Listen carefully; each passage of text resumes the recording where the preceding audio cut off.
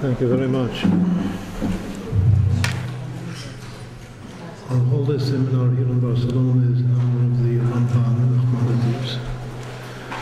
And now this session will be devoted to the famous vikuach, the debate that he had against the heads of the church here in Barcelona, especially a Jewish apostate who was his rival. And what was unique and special about this debate is that it was in the presence of the king. The king of Spain was here, and he listened and he participated. He was an active part of the debate. After the Ramban was proved himself victorious,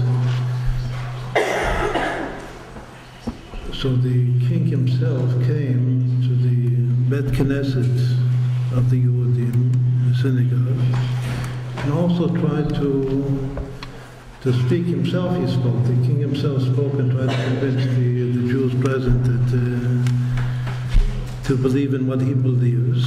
And of course, the Ramban, with all due respect, as he showed very much kvod malchut. He had very much honor and respect for the king, but at the same time, he had great gaon Yaakov. He had great Jewish pride, and he, of course, would not acknowledge anything which contradicts our faith.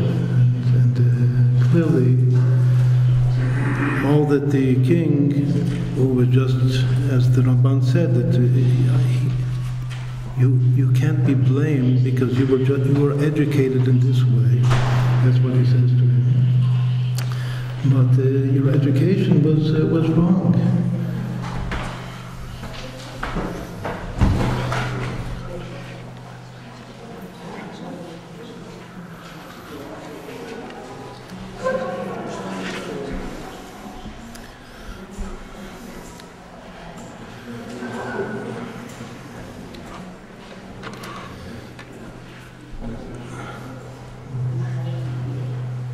Yesterday we spoke about too much. Nosei Avachim means that it carries contradictions. You can experience two things simultaneously. That's too much. We quoted the Ramban himself, Najmanides, is saying that only in our service of Hashem, a soul, a divine soul serving Hashem can experience two opposite emotions simultaneously, love and fear. In the Zohar, the classic text of Kabbalah, says that a Jew can be simultaneously in a state of joy and also crying at the same time.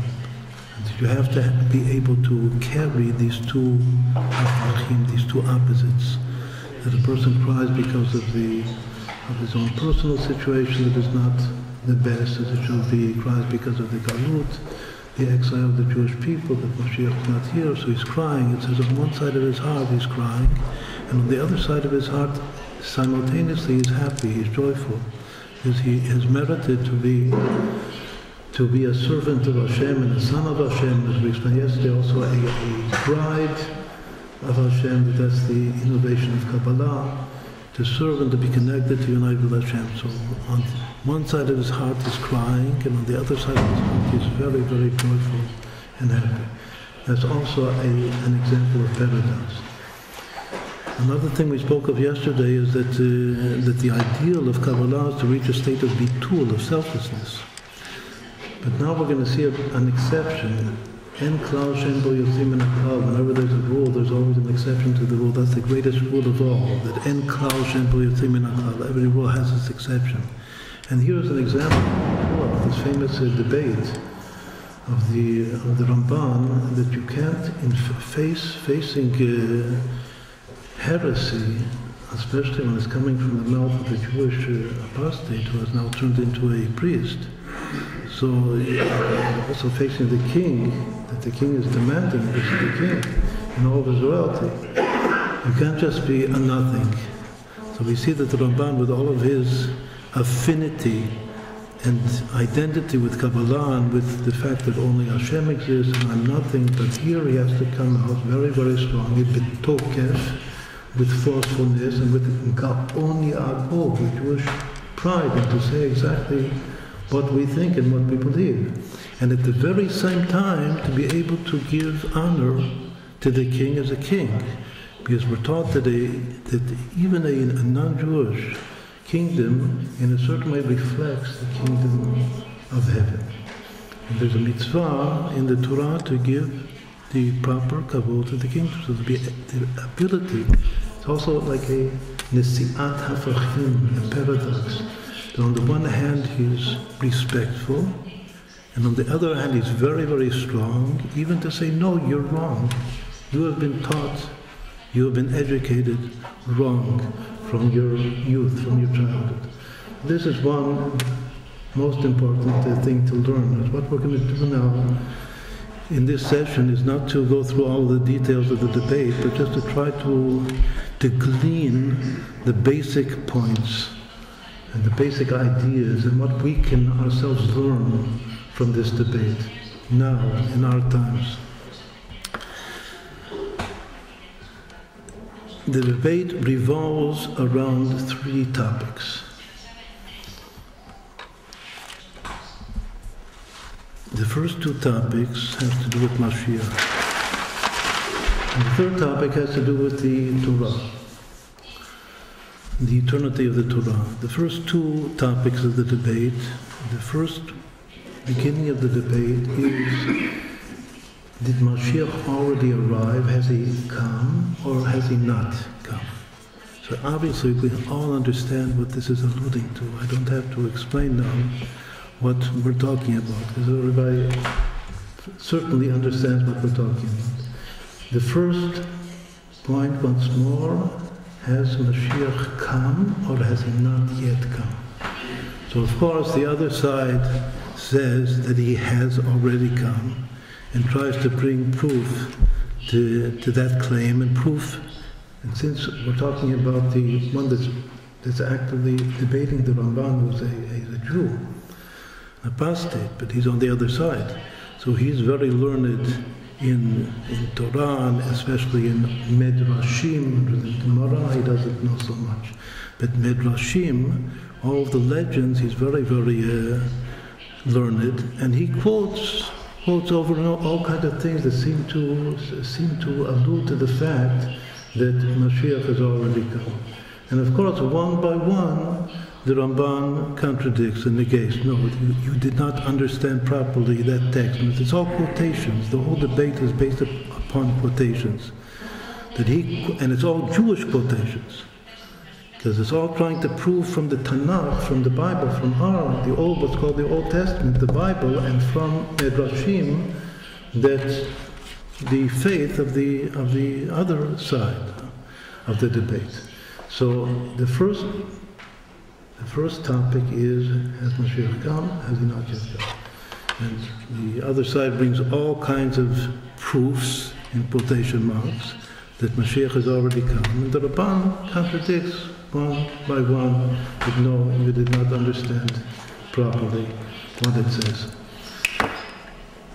And of course, everyone is convinced, including the king, that the Ramban understands it and explains it much better than the other side. Topic number two is in a certain way even a more touchy topic. is Mashiach, without not asking the question, has he come or has he not come, is Mashiach God? That's topic number 2. So of course, the other side says, yes, that Mashiach is God. And the Ramban says, no, that according to the Torah, Mashiach is not God. Now, first I'm just saying it in general, then we'll try to explain. Again, what we're trying to do is take the general ideas, abstract them, and try to apply it to ourselves and to understand the form or the model of these ideas and give it a Kabbalistic model to it, even though the Ramban in the debate does not talk Kabbalah. But in his mind, obviously everything has a model, a Kabbalistic model, as we spoke about yesterday, some frame of reference. The third point is the Torah as it was given, the 5 books of Moses with all of its 613 commandments, is it eternal? Is it forever? Meaning that we're still committed to follow the path of the Torah with all of the 613 mitzvot? Or is it something that was just temporary, with a transient revelation, and Mashiach came and he said it no longer applies, or maybe his disciples said that it no longer applies. That's not relevant to this point in the debate, because again, it's not just analyzing, it's not an analysis of the New Testament, what's called the New Testament at all. It's just the other faith versus our faith. And the other faith says, that even the Ramban, Najmanides quotes, that it believes that the mitzvot in the Torah were just for a time being, and now they no longer apply. So that is the third basic point, that once more the other side is trying to bring all kinds of proofs that the mitzvot do not apply anymore, and the Ramban contradicts one by one, also all from sources. And of course at the end, the Ramban wins the debate on all fronts, on all 3 fronts that were discussed. These were the 3 fronts that were discussed in the debate. At the very end, the Ramban wrote, afterwards, he wrote exactly the whole order of the debate, of the questions and answers, so we can now read it. This is one of the Kitavei HaRamban, one of the writings of Najmanides. Everybody since we're here in Barcelona, there should be of great interest, because it took place here, in this place. And you can read exactly the whole debate from beginning to end, because he recorded it word verbatim. Word by word he wrote it down, what the other side said, what I said, what the king said. At the very end of the debate, he says that I parted from the king be'ahava rabbah.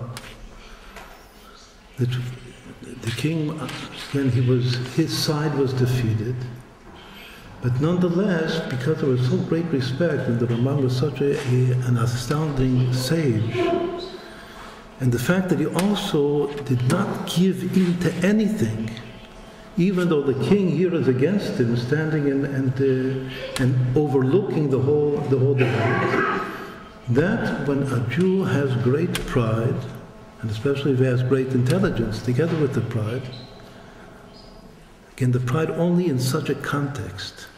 If it wouldn't be in such a context, as we said yesterday, a Jew is batel, garnished, nothing. But in this context, you have to be very, very forceful and strong. And when the king sees that, he also has great respect, and the Ramban, every word that he says is meduyak, is exact. He says that I parted from the king with ahava rabbah, a very outstanding term, because there are different levels of love. Even yesterday we spoke about love, the love of parents and children. There's the love of spouses, of man and wife, of chatan v'kala. General love is called ahavat olam, but great, fiery love is called ahava rabbah. And here he uses that phrase, that term, that idim ahava rabbah. That's the way I